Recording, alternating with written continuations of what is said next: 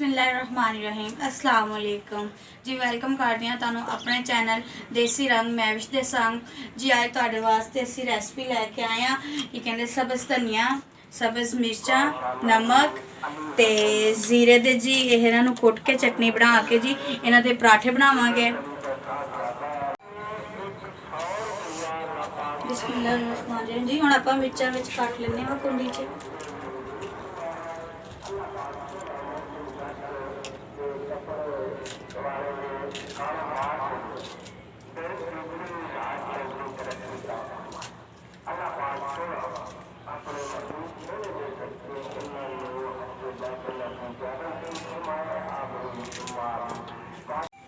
हाँ जी जी। हुण आपां सब्ज़ मिर्चां जी कट लईआं वा। धनिया जिहड़ा जी पहले इहनूं धो के कुट के कट के रखिआ हैगा वा। हुण आपां इहदे विच पा के आपां इहनूं भी कुट लांगे।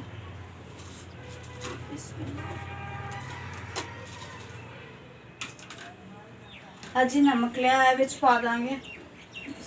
1-2 चमचे होनी वा नमक दी। सफेद जीरा लिया सी इहनूं भी विच पा दांगे। इहदे नाल टेस्ट बहुत स्वाद आंदा वा।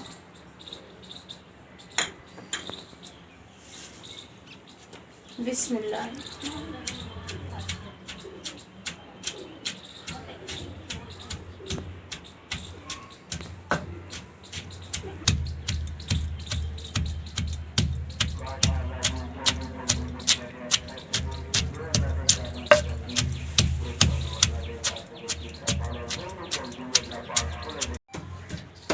हाँ जी जी। हुण अपनी जी चटनी आप कुटन ले सी वो कुट के तैयार हो गई है।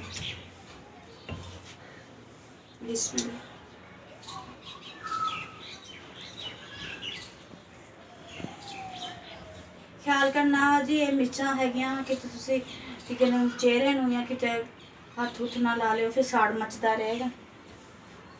मैं साइड ते रख दूँगी।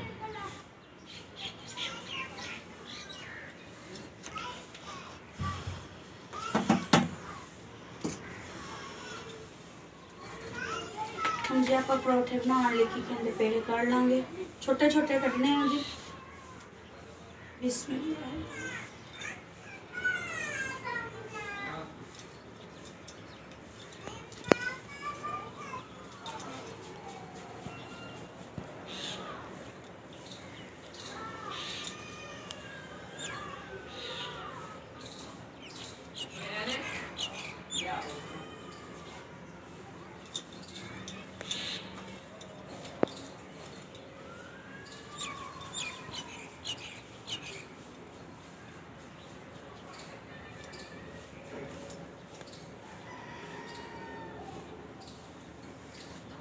अब जी हम प्लेट दे विच ना छोटी जी रोटी बना के बेल लवांगे।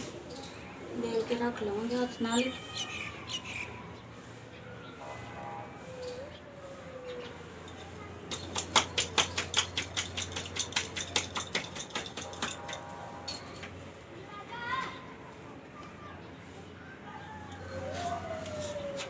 जी आप इतों मिर्चा लाँगे विच पा देंगे थोड़िया जी।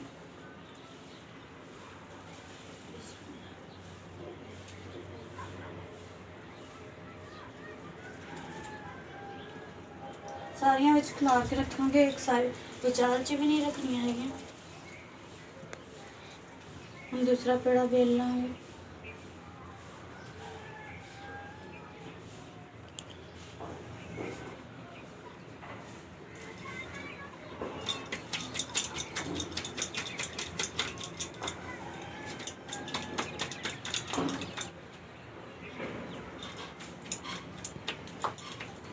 जी के ऊपर लगा लेंगे।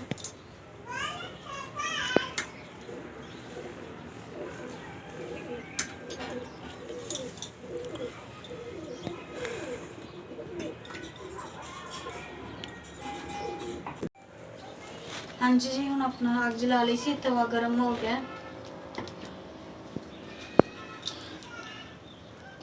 बिस्मिल्लाह।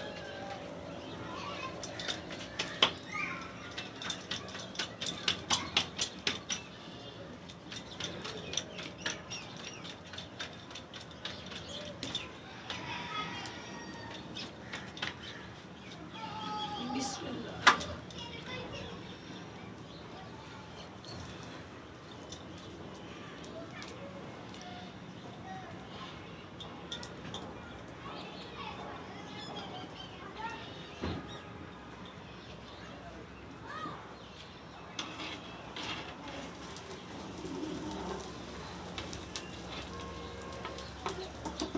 जब हम घी लगा लें आप दूसरी रोटी वास्ते तैयार कर लेंगे।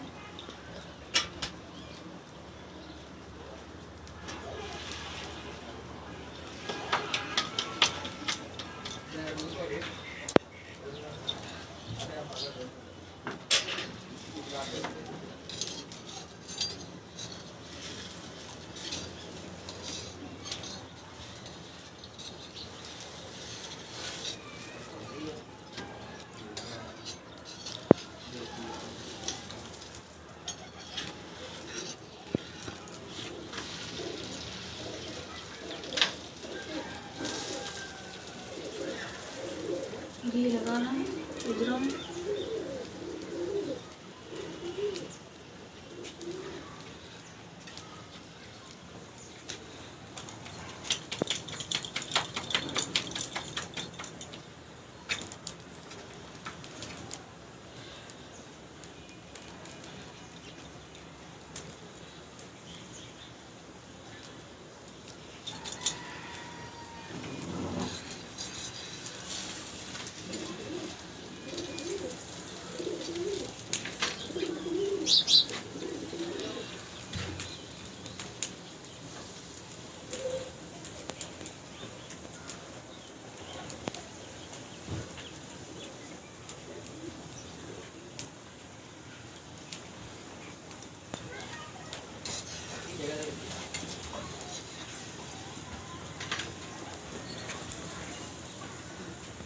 एक चम्मच अच्छी घी पा देंगे।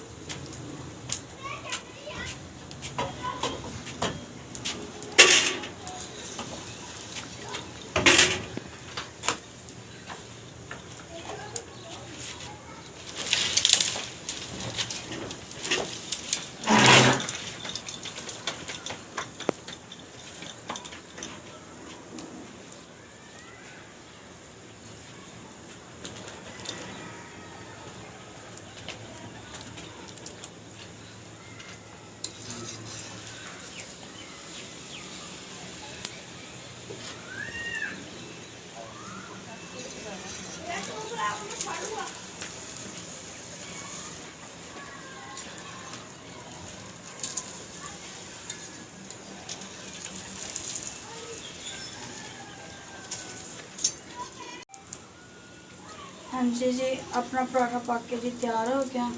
हम ला लाँगे।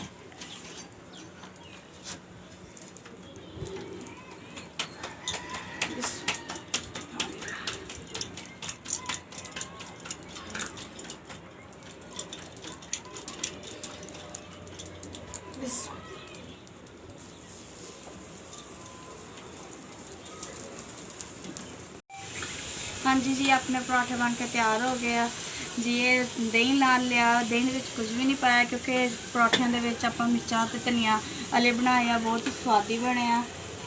तो जी हजे तक जिन्हें जिन्हें मेरा चैनल इन्हें सबसक्राइब नहीं किया जी, वो कर देवे, नाल लाइक कर देवे, नाल शेयर भी कर दिओ जी। तो मैंने दुआवां च याद रखियो। अल्लाह तुहानू तंदुरुस्ती देवे, शिफा देवे, तुहाडे ते रहमत रखे जी। अज दा वीडियो ब्लॉग इत्थे ख़त्म करते हैं जी। अल्लाह हाफिज़।